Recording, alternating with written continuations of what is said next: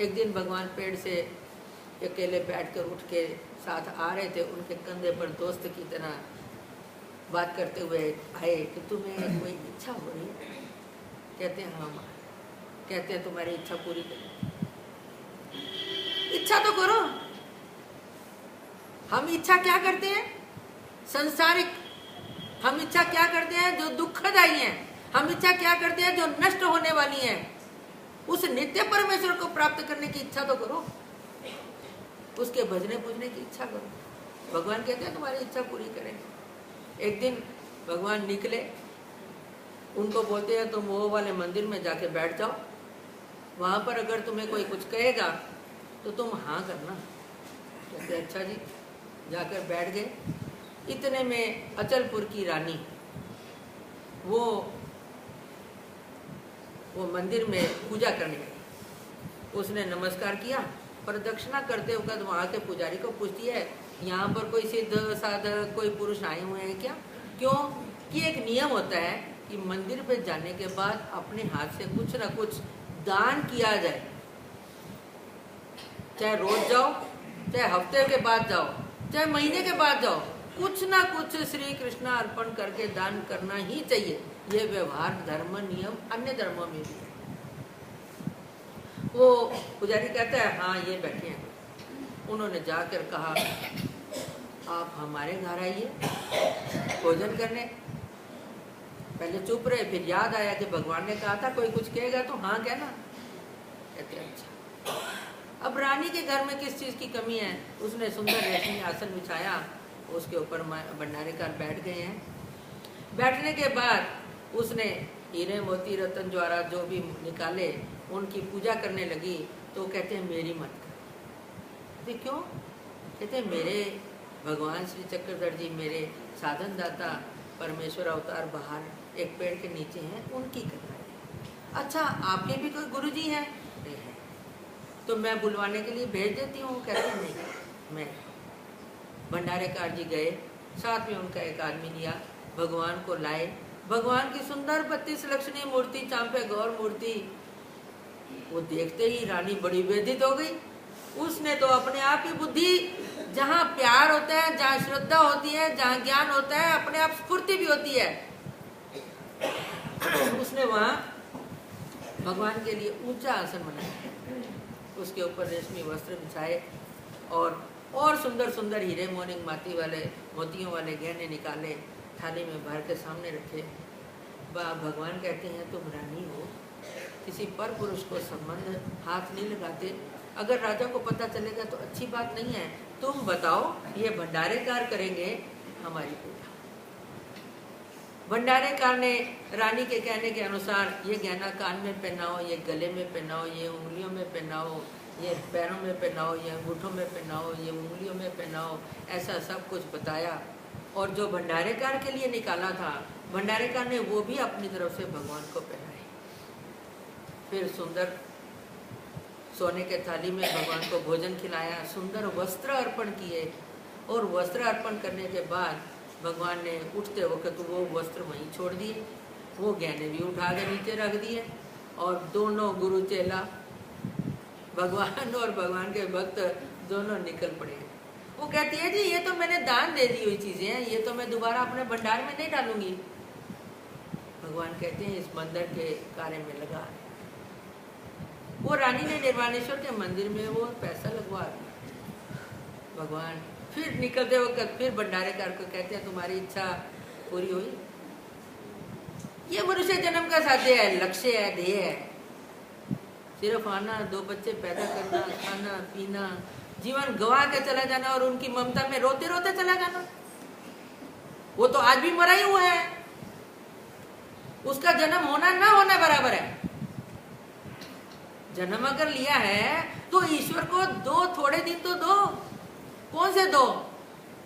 जब चला नहीं जाता, जब सुनाई नहीं पड़ता, जब कोई बीमारी हो जाती है, अंत समय पर सैया पर बैठा है और घर वाले कह रहे हैं झाई जी कह दो ना संन्यास लेना है, झाई जी कह दो ना।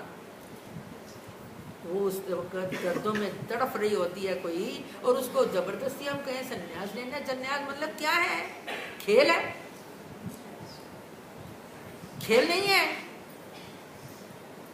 अपने दिल से इन सभी दुनियावी प्रपंचिक नाते या जड़ पदार्थों का दिल से त्याग करना, उसको संन्यास कहा गया। संन्यास करने के बाद तुमने जिनके लिए संन्यास किया है, त्याग किया है, उस साधन दाता को पहचानो भी तो सही जाके कि वो कहाँ मिलेगा, कैसे मिलेगा। वो मनुष्य का ही अधिकार है और किसी का अधिकार नहीं है, कोई अधिकारी नहीं है इसका। इसलिए बार बार अर्जुन को भगवान कहते हैं, हे मया नघ, मेरे पाप रहित अर्जुन, हे मेरे सखा, तू मेरा बहुत प्यारा है, मम अतीव प्रिय, मुझे बहुत प्यारा लगता है, क्योंकि तेरे अंदर दैवी संपत्ति के गुण हैं, तेरे अंदर मनुष्यता के लक्षण हैं, तेरे अंदर जो मैंने बताई हुई बातें हैं उसके कुछ कुछ अंश पहले ही हैं, क्योंकि बहु अनेक जन्म संसिद्ध, बहुत से जन्मों के बीच में हमने थोड़ी थोड़ी थोड़ी पूंजी तैयार करनी होती है, तो किसी एक दिवाली पर हम देसी घी के लड्डू खा लेते हैं। ये जन्म अनमोल, बहुत अनमोल है। वरना अगर ऐसे में ही हमारा ध्यान हो जाता है तो आत्मा और शरीर तड़पते हैं।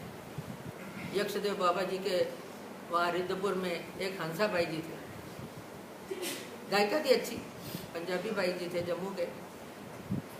उनका लिखा हुआ हमारे माता जी के पास एक कागज था, मैंने भी पढ़ा कि इस शरीर को उन्होंने कुड़ी बोला है, कुड़ी। हमारे महाराष्ट्र में भी एक कुड़ी करके काव्य है।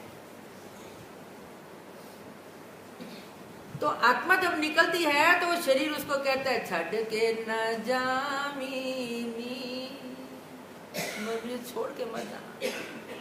शरीर तो आत्मा को छोड़ नहीं सकती वो। तो आत्मा कहती है, अरे नश्वर रूप तेरा, मेरा रूप अनादि है। ये जीवात्मा जो अंदर बैठा है ये अनादि है, इसको मौत नहीं आती, ये मरता नहीं है, शरीर जन्मता मरता है। लेकिन इस आत्मा और शरीर का इतना संबंध हो जाता है। हम लोग पहले बचपन में यहाँ रहते थे जब, तो सब बुढ़िया बाता बोलती थी, अवसर जोड़ा मार्ग दी पर संता जोड़ा, नहीं जोड़ी तांबी जोड़ा, अंति दिया पीड़ा तो बचाई। अंति दिया पीड़ा मतलब देहांत के समय हमें जो दर्दें होती हैं, 100 बिच्छू एक रोम में काटे, इतनी दर्द होती है। एक बिच्छू का मैंने सहन किया हुआ 24 घंटे दर्द दी, रो रो के दोनों कानों में दर्द हो गई। इतना एक बिच्छू का अगर सहन नहीं हुआ तो 100 बिच्छू एक रोम में काटेंगे तो कौन छुड़वाने वाला है? साधन दाता के बिना कोई भी नहीं छुड़वा सकता। ये तुम्हारे सब सगे संबंधी स्वार्थ के हैं, कोई छुड़वा नहीं सकता। एक भगवान का नाम और भगवान का ज्ञान, भगवान का आप उसको जानकर अगर उसमें रमे हैं तो फिर शायद कोई गृहस्थी भी उसमें से तर सकता है, लेकिन हर एक इसलिए ये उम्र भी कितनी है। कृतयुग में 1 लाख थी, त्रेता में 10,000 थी, द्वापर में 1000 थी और कलयुग में सिर्फ 100 ही है। और 100 में से भी हमें 8 साल तो फेल है, हम रह गए 92 में से हमने कितने साल सोने नहाने खाने पीने में लगा दिए। भगवान के लिए क्या दिया? अरे उसका दिया हुआ उसको धन्यवाद करने के लिए भी नहीं हम दे सके टाइम।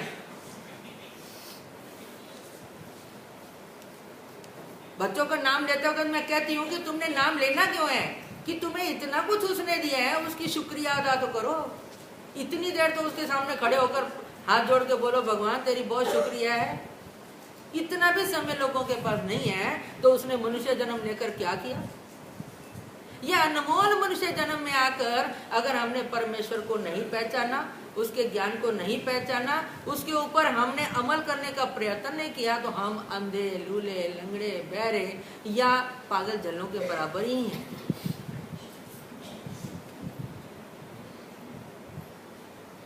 हमारे बहुत से काव्य हैं, उन काव्यों में उन्होंने बोला हुआ है कि जब हम चलकर किसी तीर्थ स्थान पर नहीं गए तो हमें पैर होने न होने बराबर। साधु संत इन आंखों से दिखने के बाद हमें झुककर दंडोत नहीं करे तो हम अंधे के बराबर हैं। हाथ होते हुए कोई मार्ग की साधु संत की सेवा नहीं की तो हमारे हाथ न होने के बराबर है। मुंह में जबान होकर अगर भगवान का नाम नहीं लिया तो हम गूंगे के बराबर हैं। कहीं धर्मवार्ता चल रही है, भगवान के ज्ञान की बातें चल रही हैं, ऐसा समय है, वो अति दुर्लभ है, वो सबसे ज्यादा दुर्लभ है। क्यों? कि धर्म वार्ता के वक्त परमेश्वर भी आकर खुद सुनते हैं। क्यों सुनते हैं? उनको क्या जरूरत है? उन्होंने एक उपमा बताई है कि एक गंधर्व देवताएं होती हैं, जैसे वो अर्जुन बृहनला बना था, उसने किसी देवता से ही सीखा था नाचना गाना। वो गंधर्व देवताएं नाचने गाने में प्रसिद्ध है। तो वो देवताओं से सीखता है कोई, तो वो देवताएं जब वो अपने शिष्य उनका नाचता गाता है तो वो देखने आते हैं। इसी तरह परमेश्वर गंधर्व की तरह अपना ज्ञान देकर खुद सुनने आते हैं कि ये सुनाने वाला ठीक सुना रहा है या गलत। अगर ठीक सुना रहा है तो भगवान रुकते हैं, नहीं सुना रहा ठीक तो अपने स्वार्थवश सुना रहे हैं, मान्यतावश सुना रहा है, लोभ के कारण सुना रहे हैं या गलत सुना रहे हैं, तो भगवान वहां नहीं रहते। इसलिए वहां धर्म वार्ता अगर हो रही है तो वहां सर्वत्र अवस्थान है।